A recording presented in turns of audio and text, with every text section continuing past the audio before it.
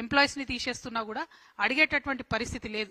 కాబట్టే ఆర్టీసీ కార్మికులందరూ కలిసి మరి 24వ తారీఖు నాడు చెలో సెక్రటేరియట్ అనేటటువంటి కార్యక్రమం పెట్టిండ్రు. ఆర్టీసీ జేఏసీ ఇచ్చినటువంటి ఆ చెలో సెక్రటేరియట్ అనే కార్యక్రమానికి మేము సంపూర్ణంగా మద్దతు పలుకుతా ఉన్నాం. తెలంగాణ జాగృతి నండని ఈ సందర్భంగా తెలియజేస్తా ఉన్నాం.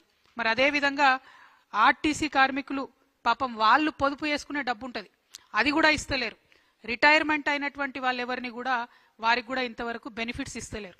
నిన్న మేము మహిళల కోసం ధర్నా చేద్దామని ప్రజాభవన్కి పోతే అక్కడ ఆర్టీసీ కార్మికులు రిటైర్డ్ ఎంప్లాయీస్ అందరూ వచ్చారు. ఎందుకంటే ప్రభుత్వం నుండి ₹1 కూడా వస్తలేదు, మాకు డబ్బులు ఇవ్వాలని చెప్పి వాళ్ళు అడుగుతా ఉన్నారు. సో అల్టిమేట్గా మేము ప్రభుత్వాన్ని కోరేది ఒకటే, మీరు ఈ సంస్థను నిర్వీర్యం చేసే ప్రయత్నంలో ఒక కొత్త మిష పెట్టుకొని ముందుకు వచ్చారు. ఏంటిది? సిటీ బస్సులు 2800 తిరుగుతుంటే పొల్యూషన్ అవుతుంది కాబట్టి ఎలక్ట్రిక్ బస్సులు ఇన్వాల్వ్ చేస్తామని చెప్తున్నారు. ఓకే, సంతోషం, ఎలక్ట్రిక్ బస్సులు పెడుతున్నారు. కానీ గమ్మత్ ఏంటంటే ఆ ఎలక్ట్రిక్ బస్సులను ప్రభుత్వం కొంటలేదు, కేవలం అద్దెకు తీసుకుంటుంది. అద్దెకు తీసుకునే ఈ బస్సులకు వాళ్ళ కిలోమీటర్కి ఇంత అని చెప్పి యాజమాన్యాలకు డబ్బులు చెల్లిస్తున్నారు. ఇంకొక పక్క మన ఆర్టీసీ బస్ డిపోలను ఖాళీ చేసి ఎలక్ట్రిక్ బస్సులకు సపరేట్గా డిపోలు ఖాళీ చేసి ఇస్తున్నారు. అక్కడ ఏం జరుగుతుంది? ఆ డిపోలలో వాళ్ళు మన కరెంట్ యూజ్ చేసి ఛార్జింగ్ పెట్టుకుంటారు. అంటే కరెంటు బిల్లు మనమే కడతాం, ఉల్టా ప్రైవేట్ వాడికి కిరాయి మనమే ఇస్తాం. బస్సు కూడా ఆర్టీసీ ఆస్తి కాదు. ఇవన్నీ ఒక ఎత్తు అయితే ఆ బస్సు నడపడానికి డ్రైవరు, ఆ బస్సులో ఉండే కండక్టరు, ఆ మెకానిక్లు అందరూ కూడా అవుట్ సోర్సింగ్లో తీసుకుంటా ఉన్నారు.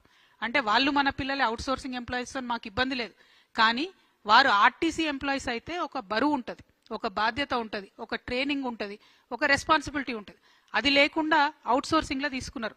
మొన్న దుగ్గు రాజేంద్ర అనే చెప్తున్నారు, ఒక కండక్టర్ కరీంనగర్ లెక్కిండట అవుట్ సోర్సింగ్లో తీసుకున్న పిల్లాడు హైదరాబాద్కి వచ్చే లోపల ₹9,000 పైసలు వసూలైతే ఆ 9,000 పట్టుకొని వాడు మధ్యలో దిగి వెళ్ళిపోయాడు. అడిగేటోడు ఎవరు దిక్కులేడు. అంటే బాధ్యత ఉండదు బేసిక్గా, బయట నుండి అవుట్ సోర్స్ నుంచి తీసుకుంటే. వాళ్ళ ఆర్టీసీ ఎంప్లాయీస్ అయితే బాధ్యత ఉంటుంది. రేవంత్ రెడ్డి గారిని డిమాండ్ చేస్తా ఉన్నా, మీరు అధికారంలోకి వచ్చే కన్నా ముందు మీరు పదే చెప్పారు, మేము అధికారంలోకి రాగానే ఆర్టీసీని ప్రభుత్వంలో విలీనం చేస్తాం, ప్రభుత్వ ఉద్యోగులతో సమానంగా వేతనాలు ఇస్తామని చెప్పారు. మీరేమి కొత్తగా చేసే అవసరం లేదు.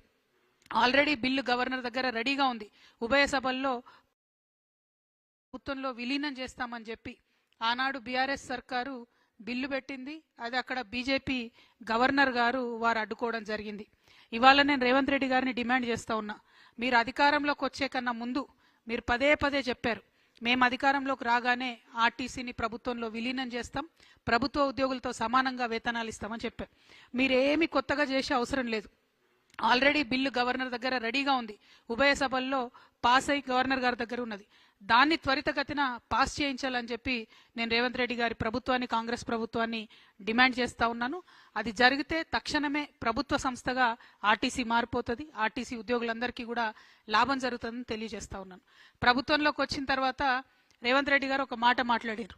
ఏంటంటే ఆర్టీసీ నాయకులంటే వారియర్సు, ఆర్టీసీ కార్మికులకు కాలిలో ముళ్ళు గుచ్చుకుంటే నేను నోటితో తీస్తా అని చెప్పి రేవంత్ రెడ్డి గారు చెప్పినటువంటి సందర్భం. కానీ 2.5 సంవత్సరాలు అయింది. వారి గుండెల్లో గాయమవుతున్నా కూడా కాంగ్రెస్ ప్రభుత్వం కనీసం కన్ను తిప్పి కూడా చూడనటువంటి పరిస్థితి ఇవాళ ఆర్టీసీలో ఉన్నది. ఆర్టీసీ కార్మికులు పెరిగినటువంటి పని ఒత్తిడితోని ఏదైతే మహాలక్ష్మి పథకం పెట్టారో దాంతోని ఆక్యుపెన్సీ రేషియో 2-3 పెరగడం జరిగింది. దానితోని పని ఒత్తిడి పెరిగింది. సాధారణంగా 6 నుంచి 8 గంటలు చేస్తేనే లేబర్ చట్టాలు మరి బ్రేక్ ఇవ్వాలని చెప్తారు. కానీ ఆర్టీసీ కార్మికులకు మాత్రం 16 నుంచి 18 గంటలు పని చేపిస్తూ వారి శ్రమను దోచుకుంటున్నది కాంగ్రెస్ ప్రభుత్వం తప్పితే వారిని ఆదుకునేటటువంటి ఆలోచన చేయడం లేదు. ఆ శ్రమ దోపిడీ విధానాన్ని మేము తీవ్రంగా వ్యతిరేకిస్తున్నాం. ఆర్టీసీకి లేబర్ చట్టాలు ఖచ్చితంగా వర్తిస్తాయి, వర్తింపజేయాల్సిందే. మరి ఆర్టీసీలో లేబర్ చట్టాలు లేకుండా, కనీస గౌరవం లేకుండా, కార్మికులకు మర్యాద లేకుండా జరుగుతున్నటువంటి సందర్భాన్ని మేము తీవ్రంగా వ్యతిరేకిస్తా ఉన్నాం. మరి దుగ్గు రాజేందర్ గారని ఆర్టీసీ నాయకులు అనేక మందిని ఏదైతే ఈ ప్రభుత్వం పోయిన బీఆర్ఎస్ ప్రభుత్వంలో ఇప్పుడు ప్రభుత్వంలో కూడా అన్యాయంగా ఏదైతే కార్మికులను తీసివేయడం జరిగిందో పనిలో నుండి, వారిని తిరిగి పెట్టడం కోసం జాగృతితో కలిపి ఉద్యమాలు చేస్తున్నటువంటి నాయకుడు. మరి వారి నాయకత్వంలో దాదాపు 300 మందికి తిరిగి ఉద్యోగం ఇప్పించుకోగలిగినాం. మేము ఆర్టీసీని డిమాండ్ చేస్తా ఉన్నాం, మీరు చిన్న వాళ్ళ మీద మీ ప్రతాపం చూపిస్తూ మెషిన్లు టికెట్ ఇష్యూ మెషిన్ పనిచేయకపోతే ఆ ఫాల్ట్ సాఫ్ట్వేర్ ఉంటుంది, మెషిన్ ఉంటుంది, ఆ మెషిన్ కొన్నవాడిది ఉంటుంది. కానీ ఆ కోపం కండక్టర్ మీద చూపించి కండక్టర్ని తీసివేయడం అనేటటువంటిది కరెక్ట్ కాదు. ఇటువంటి చర్యలకి ప్రభుత్వం పాల్పడతా ఉంది.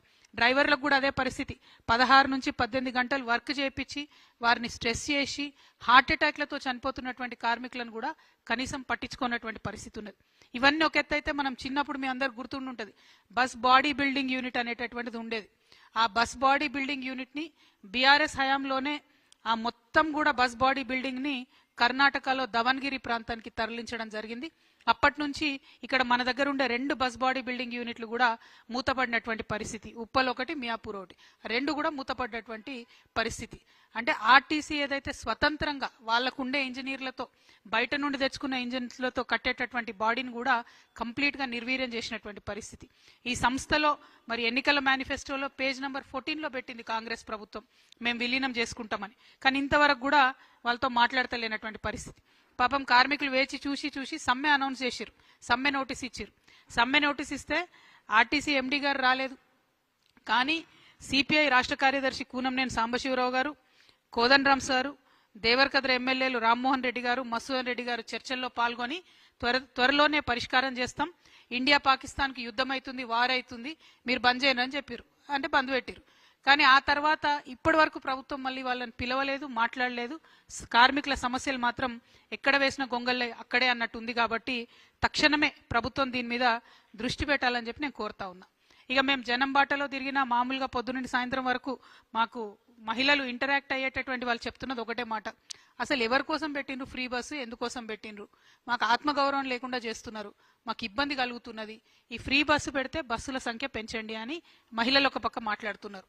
ఇంకొక పక్క వికలాంగులు మరి మాకెందుకు ఫ్రీ ఇవ్వరు ఈ బస్సులో, ఎందుకంటే ఫ్రీ బస్సులు పెట్టి ఓవర్లోడ్ అయిన బస్సులు ఏ ఒక్కటి కూడా బస్ స్టాప్లో ఆగకుండా దూరం ఆగుతున్నాయి, వికలాంగులు ఎవరు కూడా ఎక్కిపోయే పరిస్థితి లేదు, వికలాంగులకు కూడా ఫ్రీ బస్ ఇవ్వాలని చెప్పి నేను కోరుతా ఉన్నాను. అట్లానే మహిళలకు ఫ్రీ బస్ స్కీము 48 గంటలు అమల్లోకి తీసుకొచ్చామని గొప్పగా చెప్పుకుంటుంది ఈ ప్రభుత్వం. కానీ వారు నేను ప్రశ్నిస్తా ఉన్నా, అసలు మీరు ఆర్టీసీకి ఎంత పేమెంట్ చేసిర్రు? నెలకు 300 కోట్లు ఇస్తామని చెప్పి ఒక ఎస్టిమేట్ చేసి చెప్పిండ్రు ఫస్ట్లో. కానీ ఇప్పుడు ఆక్యుపెన్సీ రేట్ ఎంత పెరిగిందంటే కనీసం 600 కోట్లు నెలకి ఇవ్వాలని చెప్పి కార్మిక సంఘాలన్నీ కూడా డిమాండ్ చేస్తూ ఉన్నాయి. ఆ పేమెంట్ ఎంత చేసిండ్రు, దానికి సంబంధించి వివరాలు ఒక శ్వేతపత్రం ఇవ్వాలని చెప్పి నేను ప్రభుత్వాన్ని డిమాండ్ చేస్తూ ఉన్నా. ఇక బీఆర్ఎస్ ప్రభుత్వంలో ఉన్నప్పుడు జరిగిన అన్యాయం ఏంటంటే 52 రోజులు సమ్మె చేసిన 33 మంది కార్మికులు చనిపోయినా ఆ తర్వాత యూనియన్లు రద్దు చేసిరు తప్పితే ఆ సమ్మెలో జరిగినటువంటి ఏ అంశాల పట్ల కూడా కార్మికుల పట్ల సానుకూలంగా స్పందించలేదు. ఆనాడు యూనియన్లు రద్దు అయితే కాంగ్రెస్ ప్రభుత్వం చెప్పింది మేము రాగానే యూనియన్లు పునరుద్ధరిస్తామని చెప్పి. ఇప్పటి వరకు కూడా యూనియన్స్ లేవు కాబట్టి ఎట్లా పడితే అట్లా ఎంప్లాయీస్ని తీసేస్తున్నా కూడా అడిగేటటువంటి పరిస్థితి లేదు.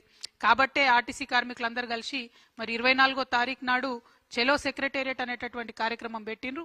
ఆర్టీసీ జేఏసీ ఇచ్చినటువంటి ఆ చెలో సెక్రటేరియట్ అనే కార్యక్రమానికి మేము సంపూర్ణంగా మద్దతు పలుకుతా ఉన్నాం, తెలంగాణ జాగృతి నండని ఈ సందర్భంగా తెలియజేస్తా ఉన్నాం. మరి అదేవిధంగా ఆర్టీసీ కార్మికులు పాపం వాళ్ళు పొదుపు చేసుకునే డబ్బు ఉంటుంది, అది కూడా ఇస్తలేరు. రిటైర్మెంట్ అయినటువంటి వాళ్ళు ఎవరిని కూడా వారికి కూడా ఇంతవరకు బెనిఫిట్స్ ఇస్తలేరు. నిన్న మేము మహిళల కోసం ధర్నా చేద్దామని ప్రజాభవన్కి పోతే అక్కడ ఆర్టీసీ కార్మికులు రిటైర్డ్ ఎంప్లాయీస్ అందరూ వచ్చారు. ఎందుకంటే ప్రభుత్వం నుండి ₹1 కూడా వస్తలేదు, మాకు డబ్బులు ఇవ్వాలని చెప్పి వాళ్ళు అడుగుతా ఉన్నారు. సో అల్టిమేట్గా మేము ప్రభుత్వాన్ని కోరేది ఒకటే, మీరు ఈ సంస్థను నిర్వీర్యం చేసే ప్రయత్నంలో ఒక కొత్త మిష పెట్టుకొని ముందుకొచ్చారు. ఏంటిది, సిటీ బస్సులు 2800 తిరుగుతుంటే పొల్యూషన్ అవుతుంది కాబట్టి ఎలక్ట్రిక్ బస్సులు